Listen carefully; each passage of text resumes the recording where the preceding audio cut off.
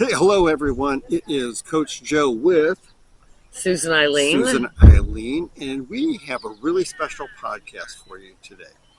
Today we are going to tackle the subject and the differences between sobriety and recovery.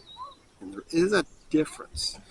So, Susan Eileen, how would you describe sobriety? Well, sobriety really is just abstinence. So if I were to go 5 years without drinking, which I am coming up on, that is 5 years sober. Mhm. But how does that differ than 5 years in a recovery program? And when you're focusing just on sobriety, you're focusing just on abstinence. You're not addressing the underlying issues that drove you to having a problem in the first place. So in recovery, you are rehabilitating those parts of yourself. So you will actually end up mentally and hopefully financially and all the way around, you'll end up in a better place than you ever were in your entire life. So you, as they would say on social media, you'd be reaching your highest timeline. Yeah. So Yeah, absolutely. and you'd be reaching your highest timeline while you're in a healthy frame of mind. Yes. Because we reach our high timelines all the time, but not necessarily with the skills. I think we all can think of anybody who had a blessing in their life maybe before they were ready for it, and the blessing got squandered. Yeah. In recovery, I'm finding that the blessings are showing up when you're ready for them, when you've done the work. Yeah. And it is what you just described, that's what sustains your recovery. Yes. If you don't have those in place, then that's when you have recurrences possibly happen. That is also a great segue into why we called the company Embrace Recovery Coaching, because you really have to get a little bit dirty and embrace and lean into the pain. Lean into what is causing the substance abuse, the addictive behavior. Well, sort of like when you were a kid and there was that song, like with the bear and the tigers, like going through the woods or something. The only way to get through the woods is to get through the woods. Right. The only way to get through the 5 stages of grief is to get through those 5 stages of grief, and that includes denial, and anger, depression, bargaining, acceptance. So it is an emotional roller coaster in early sobriety because you were not grieving the things that were happening. Like, suppose you lost your job, or your husband left, or your kids decided to not talk to you. You probably turned to your drug of choice instead of appropriately grieving that situation. Right. So in early sobriety, it felt like there were 17 things that I was grieving because I had been in active addiction about 10 years, and a lot of stuff happened in that 10 years. Lost both my parents, lost my union job. It was a real country song there for a while, but I didn't grieve any of it. Right. I was in active addiction, so I just kept trying to drink the pain away.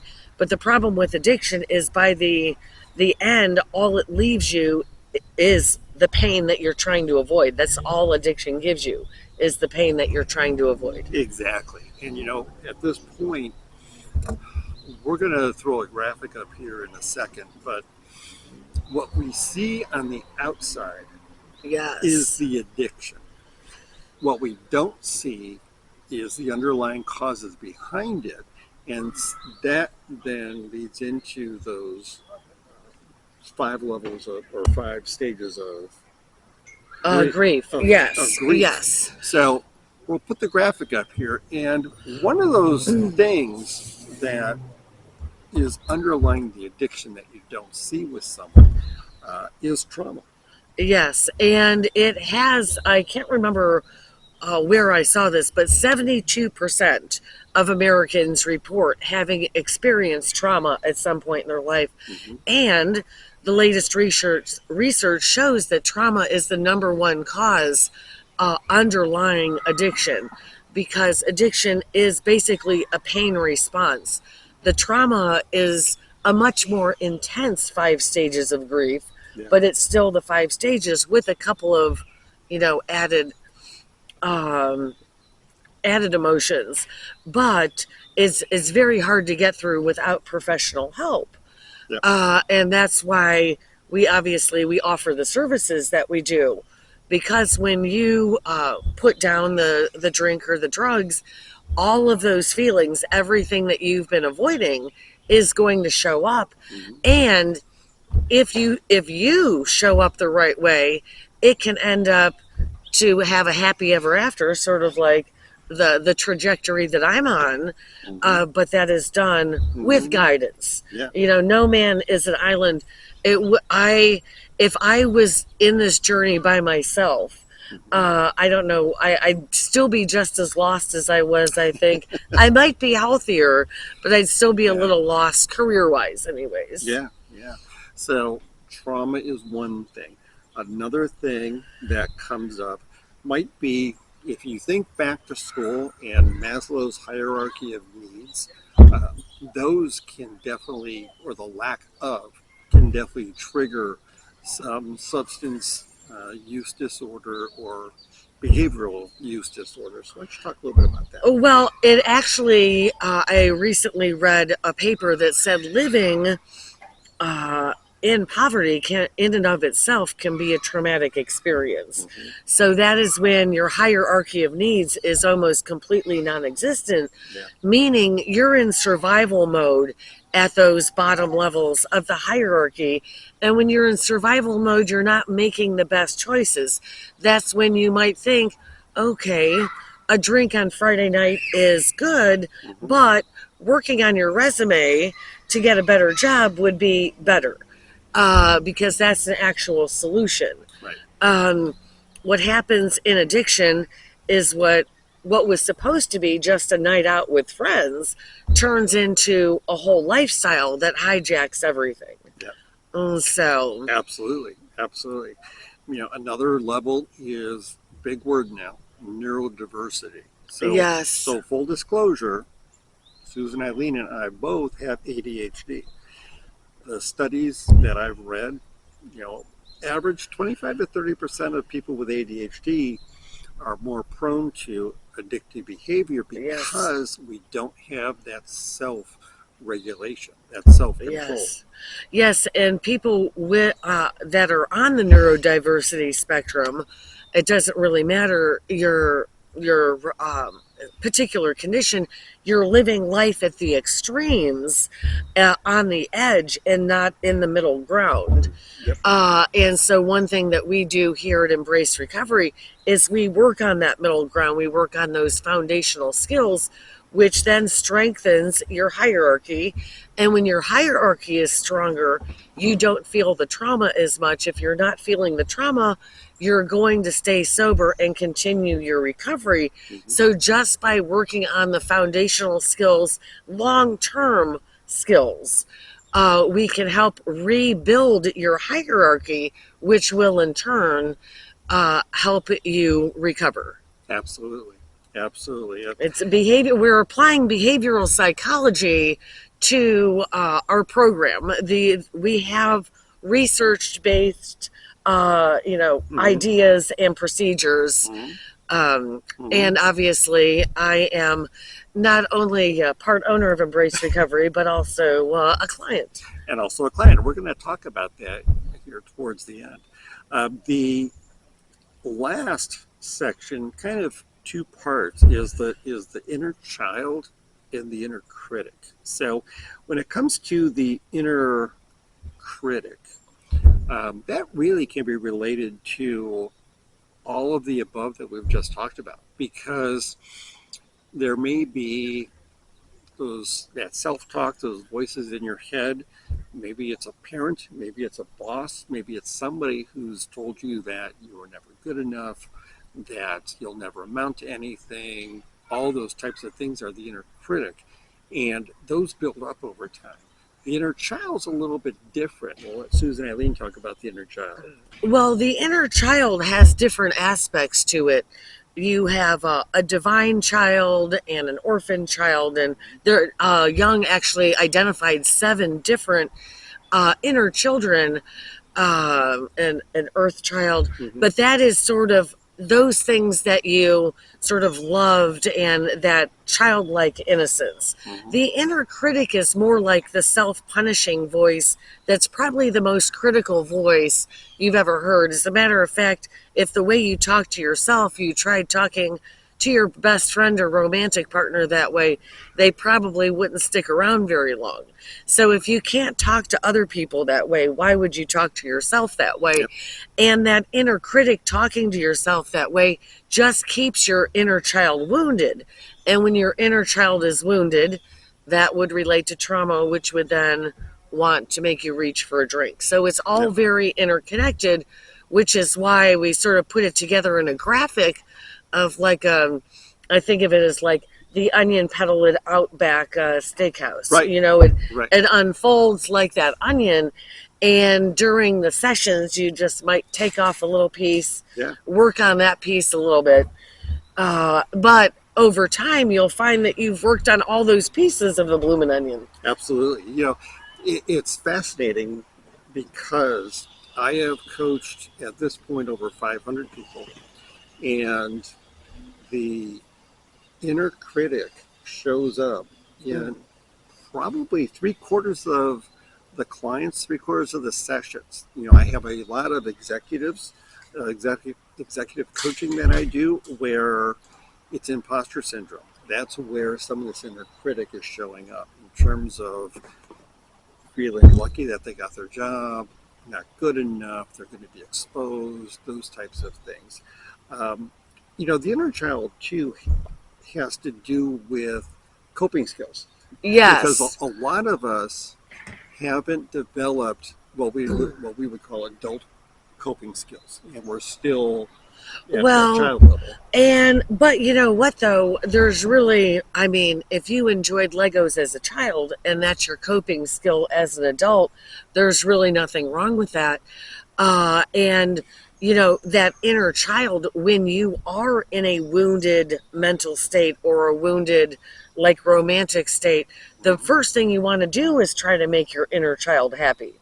Yeah. Now, for whatever reason, just culturally, we just all tend to go to the bar and pick up a drink. But when your inner child is wounded, you'd be much better off forest bathing or picking up a hobby like my quilting or the reading, or, you know, going to trivia night with friends or whatever it is, doing one of my girls' weekends with friends. But when you are in a wounded frame of mind, you definitely want to heal that inner child.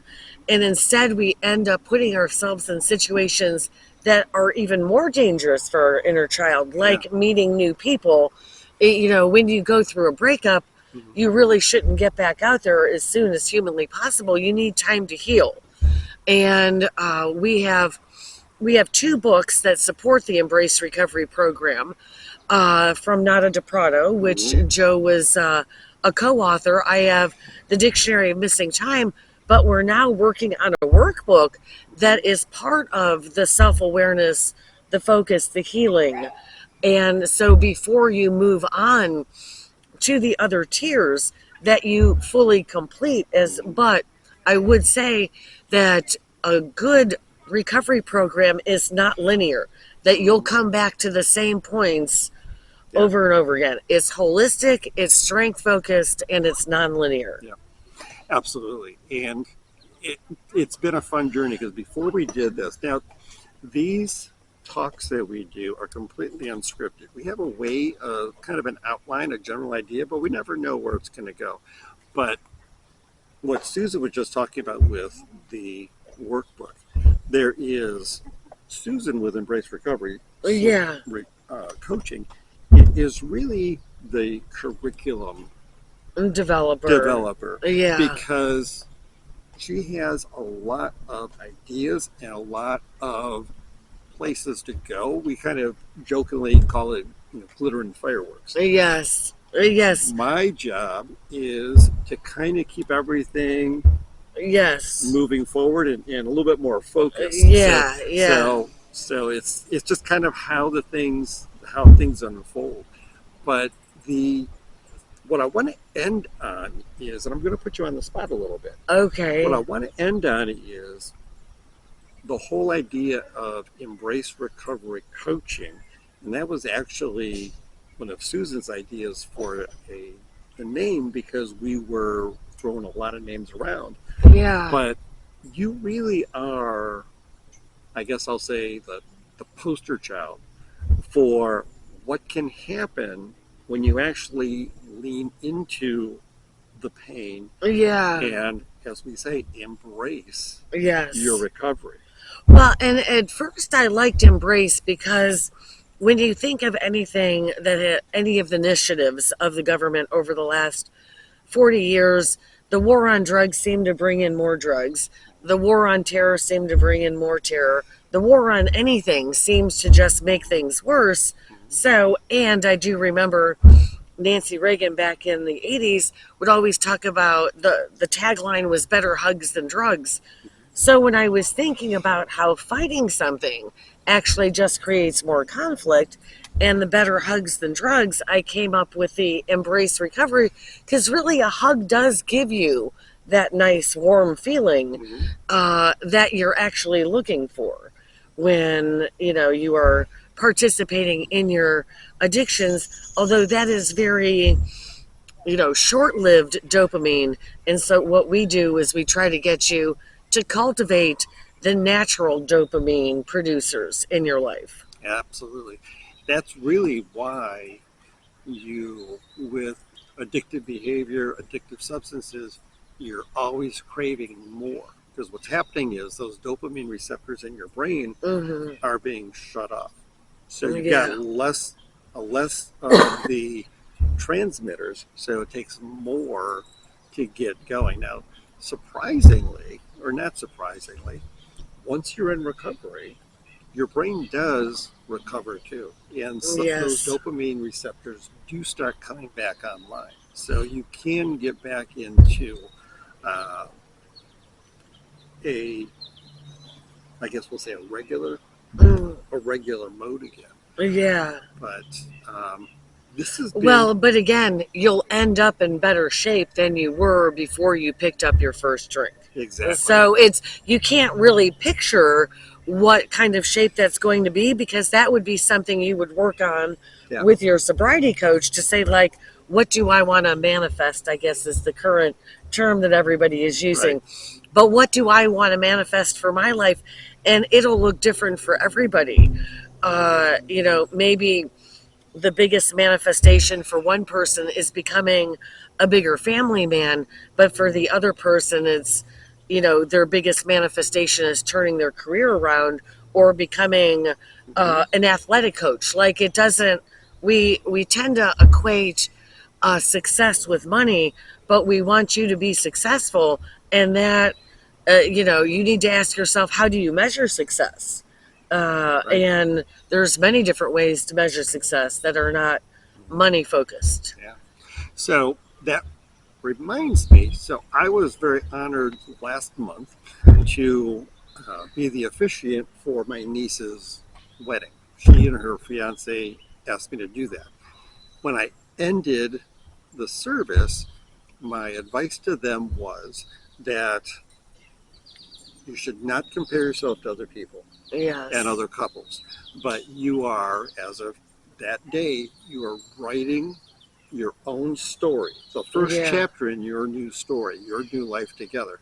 Same concept with recovery. Yeah. So your story is your story, and Yeah. part of the journey is going to include the recovery coaching. And very important, coaching is not basically telling you what we think you should do, but helping you figure out what your next step is, as Susan Yeah. Eileen said, in what you're trying to achieve, because everybody's goal is different. Yeah. The other thing I want to end on too is just a reminder, because we talk about this all the time. But recovery coaching will not benefit you if you don't have the proper medical and mental health care in place first. Yes. So, trauma, some of these other things we've talked about, you're going to need Medical professionals. skilled licensed medical professionals to walk through that, to Yeah. help you figure out how to deal with that and how you got to where you are. And then Embrace Recovery Coaching is going to work hand in hand with that on the continuum of care to get you from where you are to where you want to be. All right. And with that, we look forward to talking to you again soon. Yes. Take care.